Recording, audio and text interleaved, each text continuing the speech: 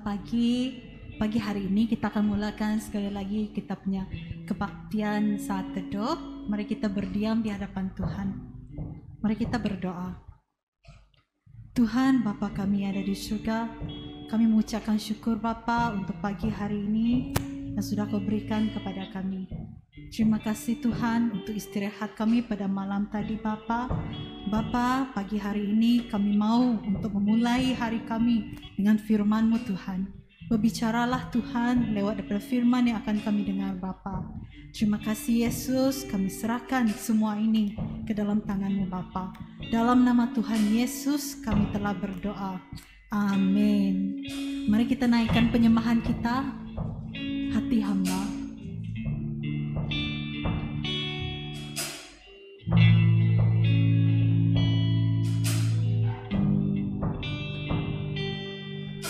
Katakan, ku tak dapat lupakan.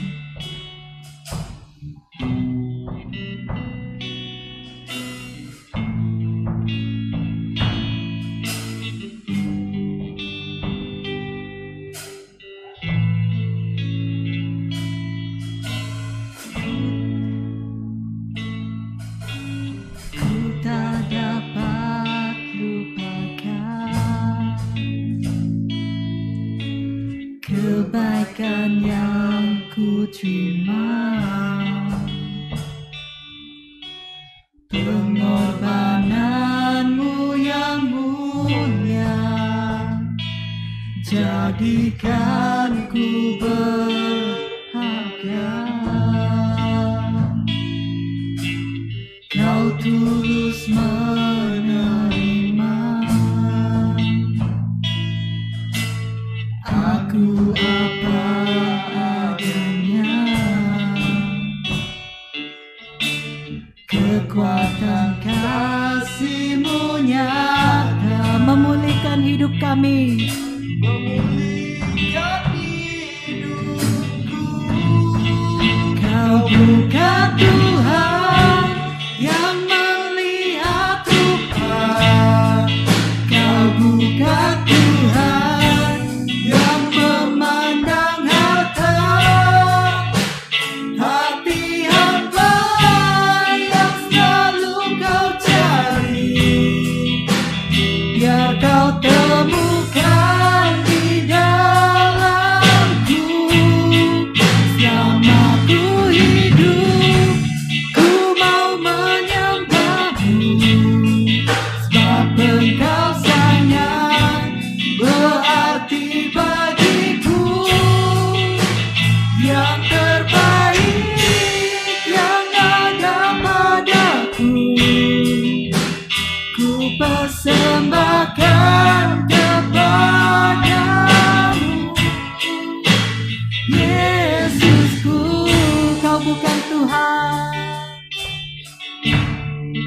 Kau bukan Tuhan yang melihat rupa, Kau bukan Tuhan yang memandang harta, hati hamba yang selalu Kau cari, biar Kau temukan di dalamku. Selama ku hidup, ku mau menyembah-Mu, sebab Engkau sangat berarti bagiku. Yang terbaik yang ada padaku, ku persembahkan kepadamu. Yesusku, yang terbaik, yang terbaik yang ada padaku, ku persembahkan kepadamu. Yesusku.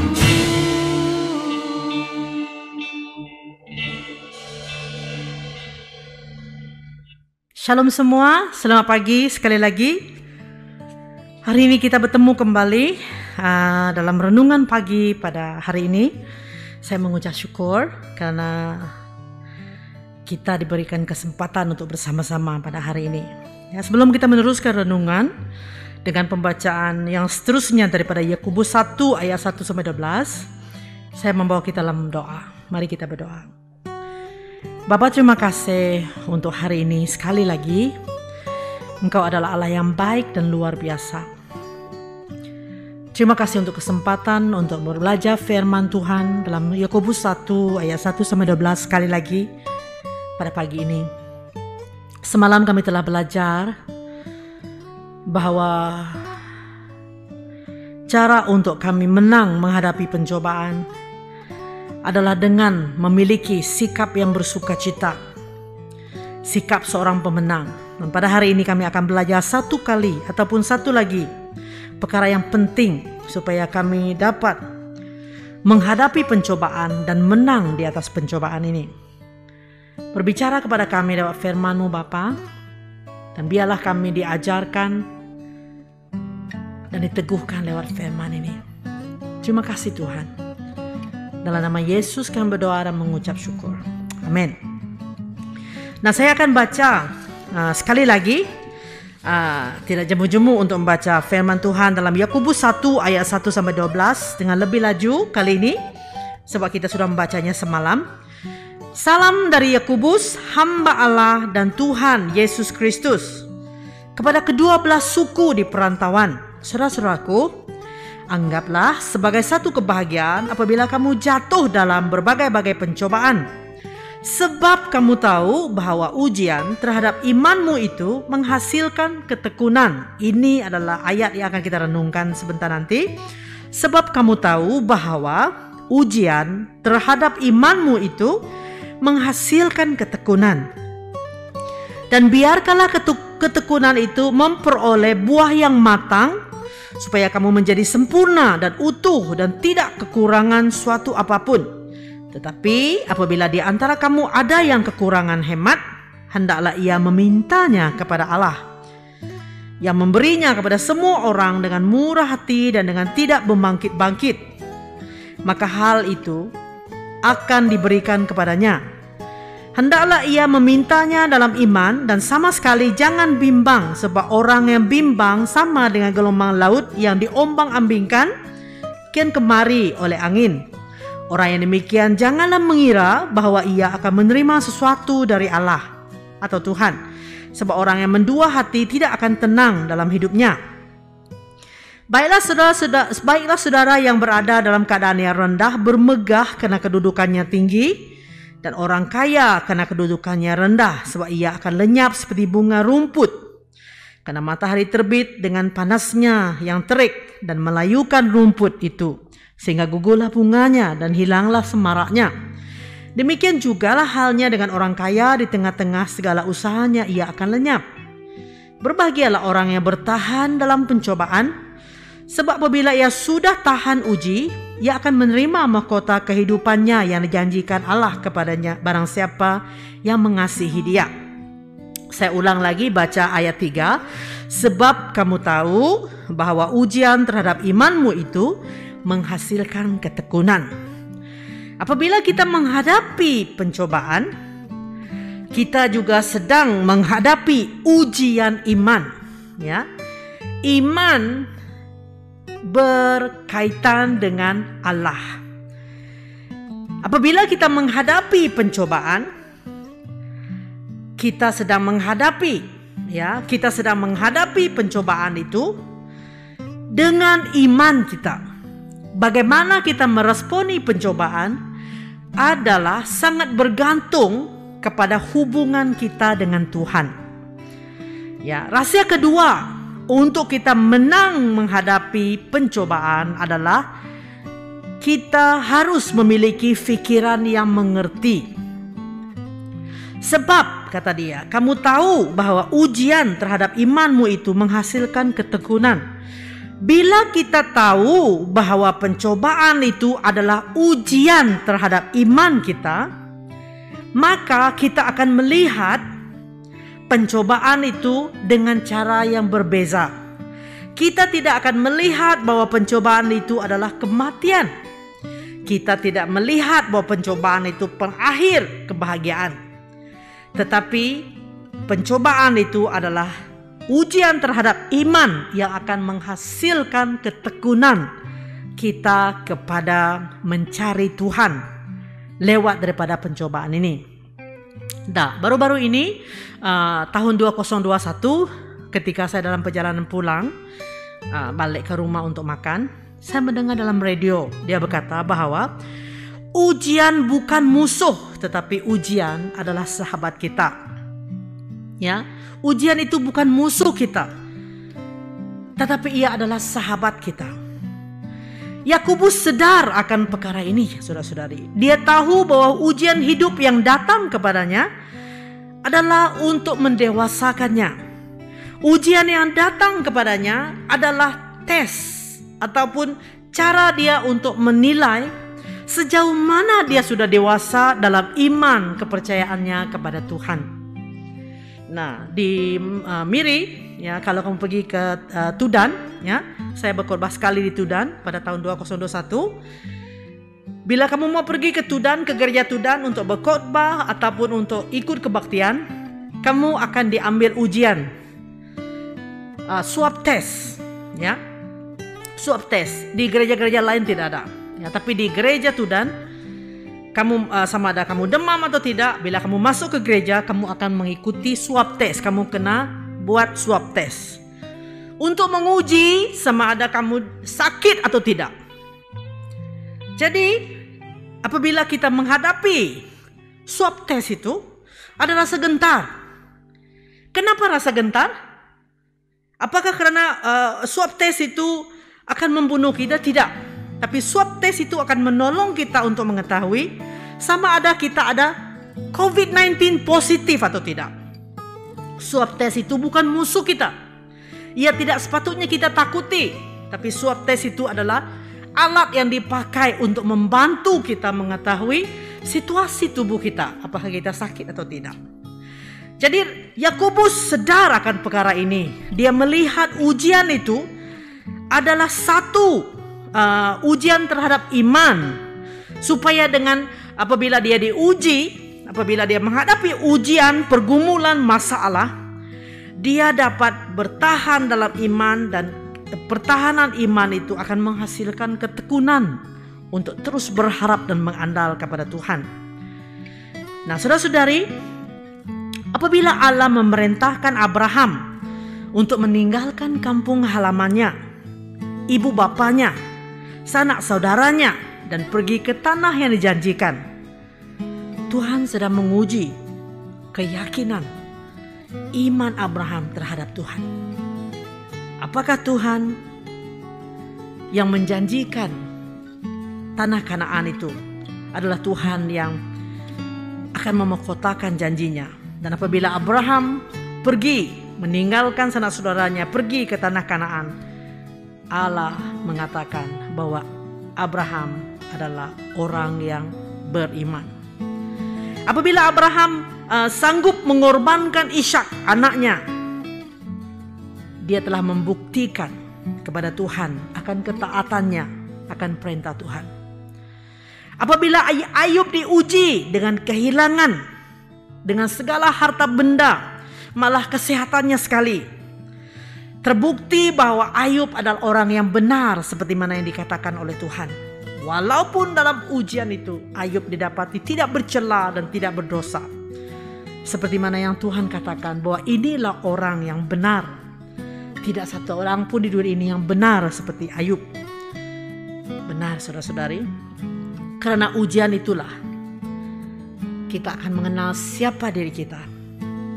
Kita akan mengenal sejauh mana iman kita. Apabila seseorang mendapat emas, apabila seorang menggali emas, ya, di Sarawak ada emas, ya, baru-baru ini dikeluarkan newspaper, ada emas di tepi jalan, dan semua orang bercerita tentang perkara itu. Emas yang dicampur dengan tanah tidak ada harga, saudara-saudari. Emas itu harus dibakar, dileburkan di dalam relau, sehingga ia menjadi emas yang tulen. Segala kekotoran harus dibuang daripada emas itu, Semakin lama emas itu dilebur, semakin lama emas itu ditulinkan, semakin lama emas itu diletakkan di bawah pembakaran yang panas, semakin tulin emas itu. Sehingga segala-gala celah ataupun kekotoran dalam emas itu lenyap, dihancurkan oleh panas pembakaran itu. Barulah emas itu menjadi emas yang murni dan berharga. Saudara-saudari, apabila seseorang ingin mengetahui, seorang pelajar ingin mengetahui sama ada dia seorang yang mampu, mampukah dia berdisiplin, mengkaji, mengulang kaji pelajaran sampai larut malam. Kalau dia seorang yang bersekolah di college, di university, quality, IQ, pengetahuan seseorang pelajar itu akan diketahui dengan hasil ujiannya. Seseorang yang bijak, seorang pelajar yang pintar, yang berdisiplin, yang bersikap tekun, yang sabar, yang gigih, yang berjuang, dia akan mendapat keputusan yang baik. Begitu juga dengan seorang pelomba, seorang ahli bina badan. Kalau dia seorang yang berpotensi, memiliki kemampuan, dia mendisiplinkan diri, berlatih, dia tahan lazat, dia memaksa diri untuk mencapai potensi yang paling tinggi. Itu semua akan terbukti apabila dia diuji. Saudara-saudari, bila kita diuji oleh pencobaan, tetapi kita tetap bertekun, tetap sabar, tetap bertahan, tetap memiliki semangat juang yang tinggi, maka itu akan menghasilkan pribadi yang luar biasa. Apabila kita menghadapi pencobaan, apabila iman kita diuji, keyakinan kita terhadap Allah diuji, keyakinan kita akan penyertaan Tuhan, keyakinan kita bahwa Allah itu adalah Jehovah Jireh, Jehovah Nisi bagi kita, semua itu akan membuatkan kita bertahan tekun dalam segala pencobaan kita dengan tenang menantikan Tuhan. Maka di situ iman kita akan nyata murni dan luar biasa. Saudara-saudari yang saya kasihi, bila Abraham dan Sarai tidak sabar, tidak tahan dalam iman mereka menantikan janji Tuhan akan anak, mereka mengambil Hagar, seorang hamba, untuk mendapatkan anak. Akibatnya sampai pada hari ini masih ada permusuhan di antara keturunan Abraham dengan Hagar. Bila Musa tidak sabar menunggu masa Tuhan, tidak tekun dalam iman, apabila Musa membuat keputusan untuk membebaskan bangsa Israel daripada perhambaan dengan caranya sendiri, tidak menantikan, tidak sabar dan tidak tekun menantikan Tuhan, sehingga dia membunuh orang Mesir, maka dia terpaksa melarikan diri selama 40 tahun di padang gurun di antara domba-domba. Yesus adalah pribadi yang menjadi role model kepada kita. Apabila dia tahu rencana Tuhan dalam kehidupannya untuk mati di atas kayu salib, dia dengan sabar dan tekun dan taat kepada rencana Tuhan dalam hidupnya, sehingga Yesus akhirnya menang dan rencana penyelamatan Allah melalui kehidupannya digenapi. Bila kita mempercayakan diri kepada Tuhan, menyerahkan diri kepada Tuhan bila menghadapi pencobaan, kita akan menantikan Tuhan dengan sabar, dengan tekun, dengan iman kita. Maka kita akan terlepas daripada membuat keputusan yang salah dan menyusahkan kehidupan kita di kemudian hari.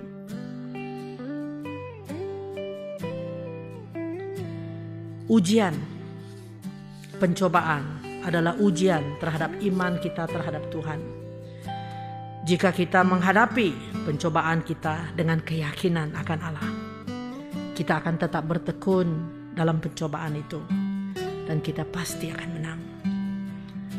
Saudara-saudari, mari kita berdoa supaya apapun pencobaan yang datang, dalam kita menghadapi pencobaan, kita jangan lupa bahwa pencobaan itu juga dapat menggambarkan test kit bagi kita bagaimana cara kita melihat Allah, iman kita terhadap Allah. Apabila kita orang yang beriman, bila kita menghadapi pencobaan, kita akan tetap bertekun dalam iman kita dan tidak akan goyah. Tapi kalau kita menghadapi pencobaan, kita hilang iman, keyakinan pada Tuhan, bermaksudnya kita belum cukup dewasa dalam pengertian kita terhadap Tuhan. Mari kita berdoa bersama-sama. Tuhan, kami datang kepadamu. Perhatikanlah hati kami dan lihatlah hati kami, Tuhan. Nyatakanlah kepada kami iman jenis apakah yang ada dalam diri kami terhadap Engkau. Tolonglah kami bila kami menghadapi pencobaan.